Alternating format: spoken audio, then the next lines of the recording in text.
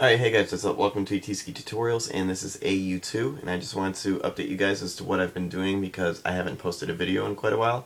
And the reason for that is that I really haven't had, I've had time to work on the first-person shooter, but I haven't had an extended, long period of time that was long enough to film an entire episode or a tutorial. The next one coming out is going to, I think I already said this, about how to make the enemy read the map that we created in FPS 1.33. But yeah, so the only time that I actually did have to, that was long enough to film an episode, I was actually like really sick. So I used that time to create models for my version of the FPS game. So I won't be posting any of that until it's all done. But yeah, that's coming along. It's coming along pretty sweetly.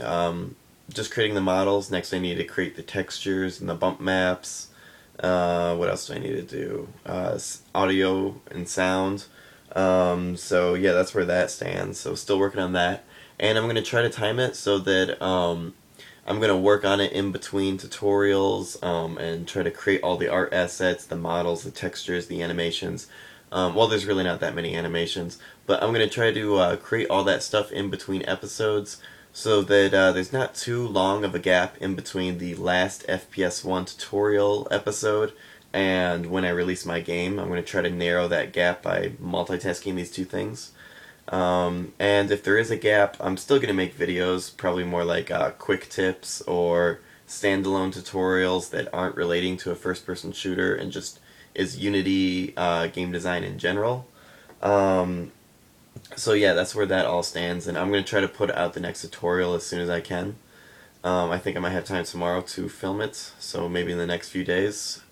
And then also I've gotten a couple of requests. I've gotten lots of requests to make a multiplayer game, or a multiplayer first-person shooter mostly, but also just multiplayer networking games in general, and that is something I definitely want to do.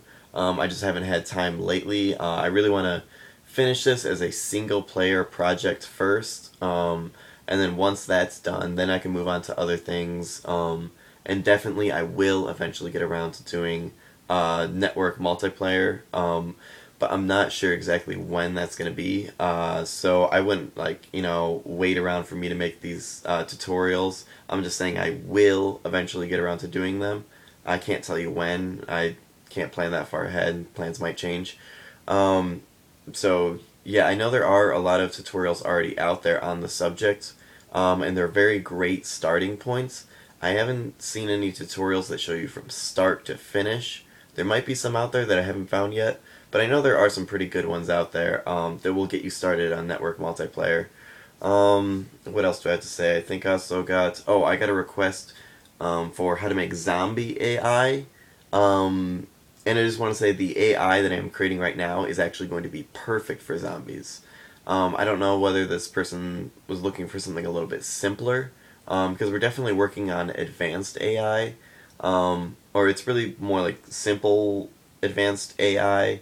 The way I look at it is there's really two versions of AI, or two different types of AI. There's simple AI and advanced AI, and to me, simple AI is more like a platformer. Like if you think about like Mario or something, where the shell just goes back and forth, or just some guy throws like hammers infinitely. So just really simple things where really the AI just keeps on going regardless of what the player does.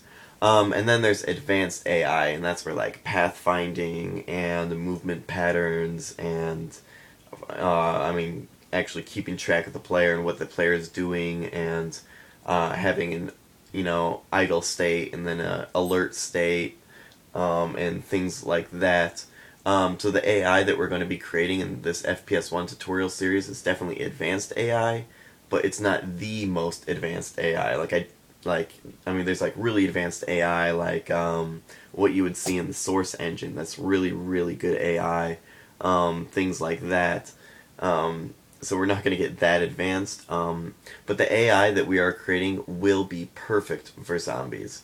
We're definitely going to make them be able to attack the player and melee them and chase them around, and they'll be idle. And I believe the request comment that I got for the zombie AI was What was it again? It was he was saying something along the lines of like if the player gets within a certain distance, then the zombie will see him. But I was actually already planning on taking it a step farther than that, and that is to well, it's actually going to be really simple to do. We're just comparing angles of which direction the AI is looking and then where the player is to see if the player is within the field of view of the enemy, and if so, the enemy will see the player and then become alerted and go to attack him.